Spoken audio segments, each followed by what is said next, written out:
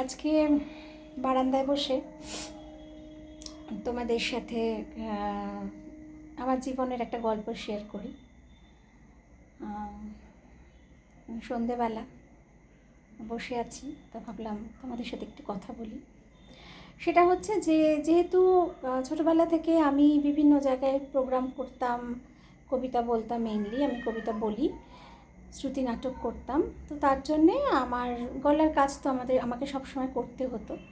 তা বিয়ের পরে বারুইপুরে এসে তো সেরকমভাবে বলার কোনো সুযোগ হয়নি, এখানে সেরকম পরিবেশ নেই এক্সেপ্টিং মাই হাজব্যান্ড, যে আমি যে বাচিক শিল্পী সেটা বোঝার ক্ষমতা আমার যে বাড়িতে বিয়ে হয়েছিল সেখানে নেই। শুধুমাত্র বুঝতে হচ্ছে আমার শ্বশুরমশাই আর আমার হাজব্যান্ড। তো আমি বাপের বাড়ি গিয়ে গিয়ে শো করে আসতাম। তো যেটা হয়েছিল, মানে স্টেজ করে আসতাম, তো যেটা হয়েছিল সেটা হচ্ছে আমার গলার একটা বিশাল প্রবলেম হয়েছিল। আমি এমন অবস্থা হয়েছিল যে আমি কথা বলতে পারছি না, মানে ফিস ফিস করে আমাকে কথা বলতে হচ্ছে। তো বিভিন্ন ডাক্তার দেখালাম, তো একজন ডাক্তার বললেন যে তাহলে ভোকাল কর্ড অপারেশন করতে হবে, কিন্তু আপনি কথা বলতে পারবেন কিনা তার কোনো গ্যারান্টি নেই। আমি সে কী কথা না বলতে পারলে তাই মরে যাব। আর চট করে অপারেশন করব, তখন বিয়াস তখন আমাদের সবে হয়েছে 2000-এ। তো বিয়াসের বাবা বললো কি যে না, অপারেশন করা যাবে না, তুমি একটা কাজ করো, তুমি বাবাকে একবার দেখাও। আমার শ্বশুরমশাই রবীন্দ্রনাথ দত্ত, উনি ইরিগেশনের ইঞ্জিনিয়ার ছিলেন, কিন্তু হোমিওপ্যাথিটা আমার শ্বশুরবাড়ির এটা হচ্ছে এটাই মেইনলি হচ্ছে এই কি বলবো, এটা প্যাশন এদের বাড়ির। আমার দাদা শ্বশুর মগরাহাটের, উনি নামকরা হোমিওপ্যাথিক ডাক্তার। মগরাহাট বাজারে ওনার কুমার কৃষ্ণ দত্ত, আমার দাদা শ্বশুর। মগরাহাটের বাজারে ওনার নাম বললে সবাই দত্তবাড়ি গোকর্ণী গ্রামে দেখিয়ে দেবে, এতটাই রেপুটেড ফ্যামিলি আমার শ্বশুরবাড়ি। কয়েকশো বছরে দুর্গাপুজো হয় এবং আমার দাদা শ্বশুর নামকরা ডাক্তার ছিলেন। পরবর্তীকালে আমার ছোটো খুড়শ্বশুরের ছেলে এখন ওখানে প্র্যাকটিস করছে, জয় দত্ত। তারপরে আমার মেজ খুড়শ্বশুর, উনি হেলথে চাকরি করতেন, কিন্তু এখন উনি মগরাহাটের বাজারে উনি প্র্যাকটিস করেন।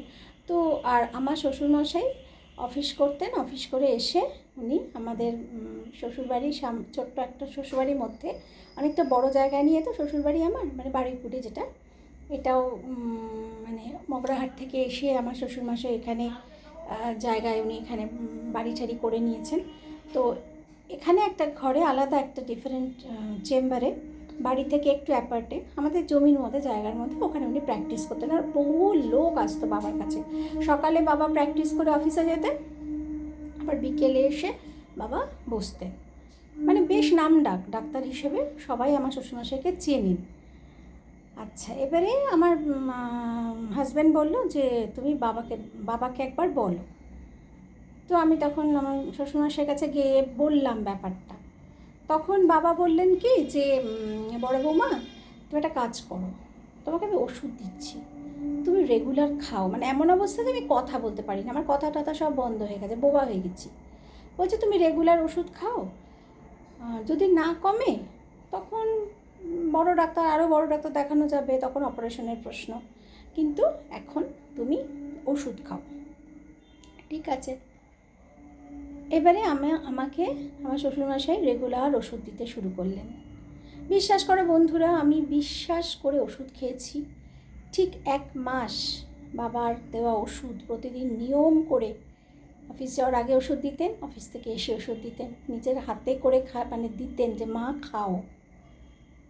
আমি এরম মানুষ, আমার শ্বশুরমশাই, আমার মামা শ্বশুর, আমি জানি না ওনার আগের জন্মে ওনাদের সাথে আমার কি সম্পর্ক ছিল, হয়তো রক্তের সম্পর্কেও কেউ ছিলেন ওনারা, এত ভালোবাসা পেয়েছি।